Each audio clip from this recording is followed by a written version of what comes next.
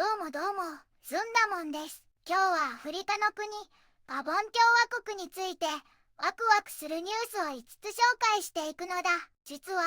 ガボン共和国の国旗には、緑色の背景にゾウさんが描かれてるって知ってたのだ。へえ、って思った人もいるかな。笑い。意外でしょう。そんな魅力的なガボン共和国から、今日は5つのニュースをお届けするのだ。中でも特に注目なのが、3つ目のニュースなのだ。LCOY ガボン2025気候を守る最前線の若者という記事なのだ。ガボンで8歳から17歳までの250人以上の子どもたちが集まって気候変動について熱く語り合ったイベントがあったのだ。若いみんなが地球の未来のために真剣に考えるすっごく重要な会議だったのだ。ユニセフの代表さんも大絶賛。未来の決定者として子どもたちの力強いメッセージに期待が高まるのだ。一体どんな熱い思いが飛び交ったのか一緒に見ていくのだ。皆さんこんにちはなのだ。今日はアフリカの真珠ガボンについてご紹介するのだ。ガボンはアフリカ大陸の西側赤道直下に位置する国なのだ。ギニア湾に面していて豊かな自然に恵まれているのが特徴なのだ。首都は自由の街を意味するリーブルビルなのだ。この国は1960年にフランスから独立したのだ。以来共和制の大統領制をとっているのだ。人口はおよそ240万人ほどで国土の大部分が熱帯雨林に覆われているのだ。まるで森の国のようなのだ。ガボンの経済を支えているのは何といっても石油なのだ。他にもマンガンなどの鉱物資源や貴重な木材が主要な産業なのだ。豊かな資源のおかげで国民1人当たりの GDP はアフリカの中でも高い水準なのだ。最近は石油への依存から脱却しようと経済の多角化にも力を入れているのだ。文化面では多様な民族が共存していてそれぞれがユニークな伝統や儀式そして美しい仮面文化を持っているのだ。森と共に生きる知恵が息づいているのだ。そしてガボンが今特に注目されているのはその広大な熱帯雨林の保全活動なのだ。地球の肺とも言われる貴重な森林を守るため環境保護に熱心に取り組んでいるのだ。エコツーリズムも盛んになってきているのだ。豊かな自然と未来を守ろうとするガボンの姿は私たちに多くのことを教えてくれるのだ。そんな魅力いっぱいのガボンにぜひ注目してほしいのだ。一つ目のニュースなのだ。2025年大阪・関西万博ガボン環境外交と持続可能なパートナーシップをテーマにナショナルデー開催という記事なのだ。エキスポ大阪2025でガボンが7月26日土曜日に国家デーを開催するのだ。副大統領のアレクサンドル・バロ・シャンブリエさんが代表として参加するとっても大事な日なのだ。このイベントは私たちの森、命を救う普遍的な原動力という素敵なテーマのもとガボンの豊かな文化や最新技術、ビジネスチャンスを世界に紹介するのだ。ガボンは持続可能な観光やグリーンエネルギー、農業加工、クリエイティブ産業なんかで経済をさらに発展させながら世界の環境問題解決のリーダーになることを目指しているのだ。約500人もの政府や外交、経済関係者などが集まる予定で、ガボンの魅力を世界に発信する絶好の機会なのだ。当日は、まず公式セレモニーから始まるのだ。日本の関係者も来てくれるのだ。森の大切さを伝える芸術パフォーマンスや文化パレード、日本側が用意してくれた昼食会も開かれるのだ。さらに女性間では伝統的なラフィア、ヤシの繊維と最新技術のつながりを学ぶパネルディスカッションもあるし、アメイジングガボンという観光や文化を紹介するコンテストの結果発表もあって盛りだくさんなのだ。そして企業や投資家さんとの交流もとっても重要視されているのだ。エコツーリズムや農業、グリーン技術などの分野で新しいビジネスチャンスやパートナーシップを見つけるための B2B 面談やネットワーキングセッションもたくさん予定されているのだ。伝統的なショーを見たり、美味しいガボン料理を試食したりしながら、ガボンの代表者たちと直接話せる時間もあるのだ。一日の締めくくりには、副大統領主催のガラディナーが用意されているのだ。ガボンと日本のシェフが協力して特別な料理を提供してくれるらしいのだ。まさに外交と経済、文化がぎゅっと詰まった一日になるのだ。ガボンの魅力と未来への意気込みを世界に力強くアピールするのだ。2つ目のニュースなのだ。大阪・関西万博2025ガボン持続可能なソリューションで投資家と観光客を見ようという記事なのだ。2025年7月25日、大阪万博でガボンのナショナルデーが開催されたのだ。この特別な日には、国内外の意思決定者や投資家たちが集まって、ガボンの経済、観光、文化、環境の魅力について話し合ったのだ。ガボンは持続可能な開発モデルを推進し、大きな投資を呼び込み、日本との戦略的な協力関係を深めることを目指しているのだ。ガボンのパビリオンでは、博覧会総代表のニナ・アブナさんが、ガボンとチャンスの発見と題した会議を開いたのだ。彼女は、ガボンは人々と地球全体のための持続可能な解決策を提供できる国なのだ、と力強く宣言したのだ。特に、ガボンの豊かな森は、命を救う普遍的な原動力だと強調したのだ。この貴重な資源を生かして、グリーン経済、気候変動対策、観光開発、そして誰もが恩恵を受ける成長を両立させる戦略を進めているのだ。私たちの森のアプローチは、経済と気候、グリーン産業、そして持続可能な観光を調和させることを目指しているのだ、と語ったのだ。政府副大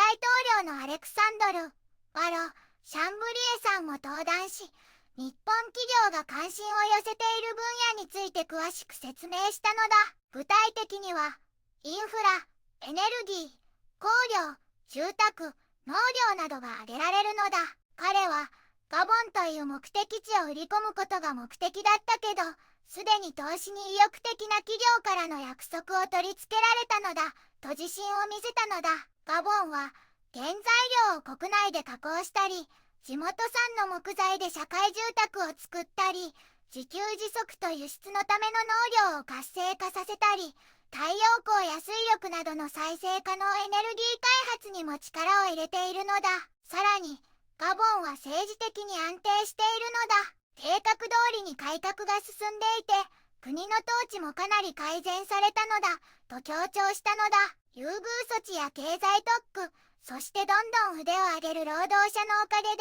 ビジネス環境はますます魅力的になっているのだ。ガボンは経済だけでなく、その素晴らしい生物多様性や豊かな文化を生かして、持続可能な観光の目的地としても自分たちをアピールしたいのだ。副大統領はユーモアを交えながら、観光を忘れてたのだ、と言いつつ、私たちは明日収穫するために種をまいて、もっとたくさんの活動、つまり雇用を生み出しているのだ、と締めくくったのだ。これは、国家元首のブリス・クロテール・オリギングエマさんのビジョンと一致しているのだ。彼は今回の国際的な参加を、国の輝きと開放性の象徴と位置づけているのだ。大阪でガボンはただ存在を示すだけでなく、みんなを納得させたのだ。3つ目のニュースなのだ。LCOY ガボン2025気候を守る最前線の若者という記事なのだ。ガボンで LCOY ガボン2025という若いみんなが気候を守るために頑張るイベントがあったのだ。8歳から17歳までの250人以上の元気な子供たちが集まって気候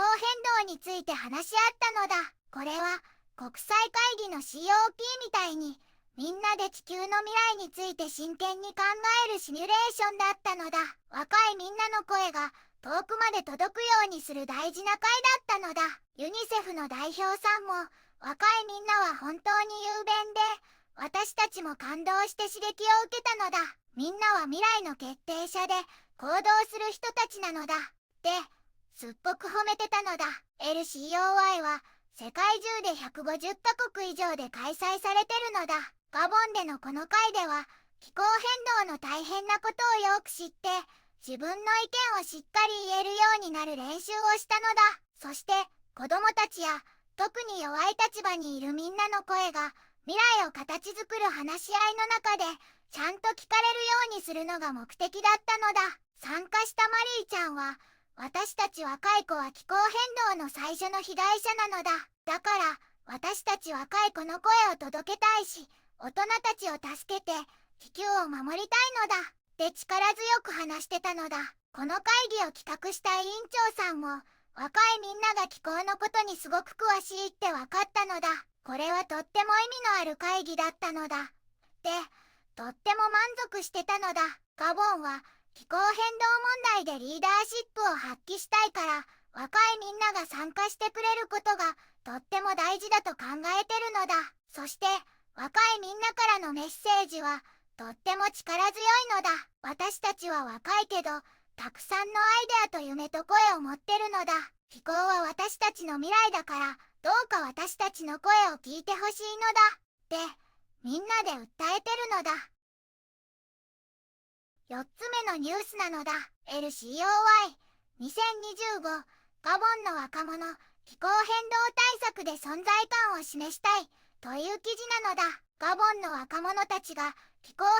変動との戦いで大きな力になりたいと願っているのだ。彼らは LCOY2025 という全国青年気候変動会議で私たちの声を聞いて活動に参加させてほしいと強く訴えたのだ。目標は若者をグリーン経済とブルー経済への移行における重要な担い手にすることなのだ。7月21日、ガボンで第4回 LCOY が開催されたのだ。これは環境に取り組む若者たちにとって大切な集まりなのだ。今年のテーマは、ユニセフの使命である子どもや若者に健全で持続可能な環境の権利を保障することと一致しているのだ。ユニセフの若い気候擁護者、エティア・モードさんは、私たち子どもは大人に耳を傾けてもらい、未来に関わる決定に参加する権利があるのだ、と話したのだ。気候変動は健康や安全、未来を脅かすからこそ、関係者には、私たちの声を聞き、活動に巻き込み、地球を守るために積極的に貢献できる手段を与えてほしい、と訴えたのだ。若者にとって、こうしたフォーラムや討論会はとても大切で、気候変動問題について意見を表明し、具体的な解決策を共に作り上げる場所になっているのだ。ユニセフは、LCOY を若者と持続可能な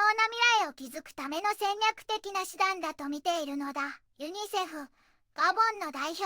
マリー・レーヌシレジ・ファブリー博士は、あなたたちは明日のリーダーであり、今日の参加は公正で持続可能な未来を築くために不可欠なのだ、と述べたのだ。600人以上の参加者が集まるこの会議は、能力強化のワークショップを通じて、持続可能な開発目標に沿った若者のグリーン、ブルー経済のための行動を促進するのだ。今回の大きな目玉は、9歳から17歳の子どもたち約100人が気候外交の動きや国際交渉の仕組みを学ぶ COP シミュレーションだったのだ。ユニセフはこれからも若者の声を広げ、発言の場を提供し、より緑豊かで公正なガボンを実現するためのプロジェクトを支援し続けるのだ、とユニセフ代表は締めくくったのだ。LCOY2025 は CCNUCC や WWF ガボン、環境省、青少年省の支援を受けて開催され、7月22日には子どもと若者による気候に関する立場表明が読み上げられて幕を閉じるのだ。5つ目のニュースなのだ。2025年大阪万博、ガボン、歴史的展示を通じシュバイツァーにオマージュ、という記事なのだ。2025年の大阪・関西万博で、ガボンはノーベル平和賞受賞者のアルバート・シュバイツァー博士に敬意を表した特別な展示を言っているのだ。これはガボンのウィーク期間中、7月23日から25日まで開催されるのだ。博士の人間主義、医療、哲学的な功績をガボンにあるランバレネでの活動を中心に没入型で紹介しているのだ。この展示はガボンの観光大臣や万博総代表シュバイツァー財団の副会長も出席して開幕したのだ。ガボン総代表はシュバイツァー博士の進歩は人間の尊厳と自然を尊重してこそ意味があるという言葉を引用し、文化間の架け橋となり世代をつなぎ持続可能な観光を促す存在だと語ったのだ。展示ではランバレネの歴史的資料や映像を通して博士の人生をたどるのだ。博士は1913年に象徴的な病院を設立し、医療と社会活動、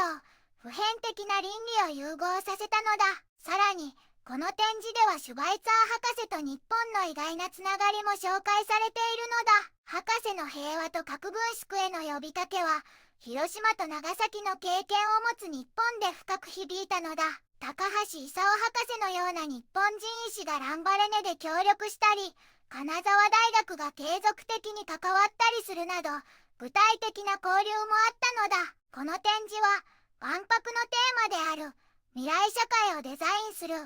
やガボン間のテーマ私たちの森、命を救う普遍的な原動力とも強く結びついているのだ。単なる追悼ではなく平和、国際協力、環境責任についてみんなで考えるきっかけにしてほしいという願いが込められているのだ。ガボン総代表はこの展示を通してガボンは過去を称えるだけでなくランバレネを未来への活力、そしてより連帯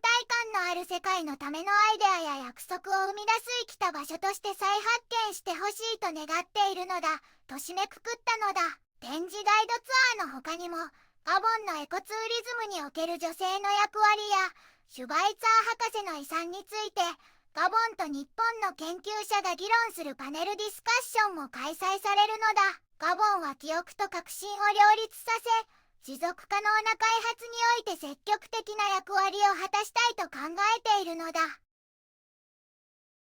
今回は森と資源に恵まれたガボンを紹介したのだ。大阪万博でも環境保全や経済多角化、そして若い世代の活躍を世界に発信したのだ。シュバイツァー博士の人間愛も受け継ぎ、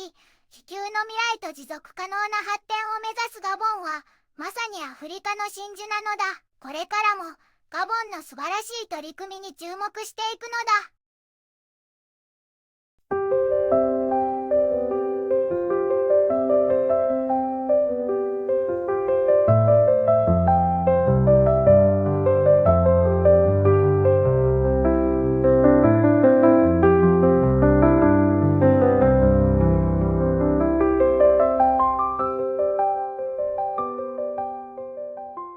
こんにちはなのだ。この番組では世界のあまり知られていない国や地域からちょっと不思議でちょっと感動するニュースをお届けするのだ。日本ではあまり話題にならないけど世界には僕たちが知らないままの出来事や優しさや驚きに満ちた物語がたくさんあるのだよ。テレビでもネットでもあまり見かけないけれど本当はもっと伝えられるべき小さな世界の声、そんな声を僕と一緒に見つけに行くのだ。さあ、一緒に知られざる世界の旅を始めるのだ。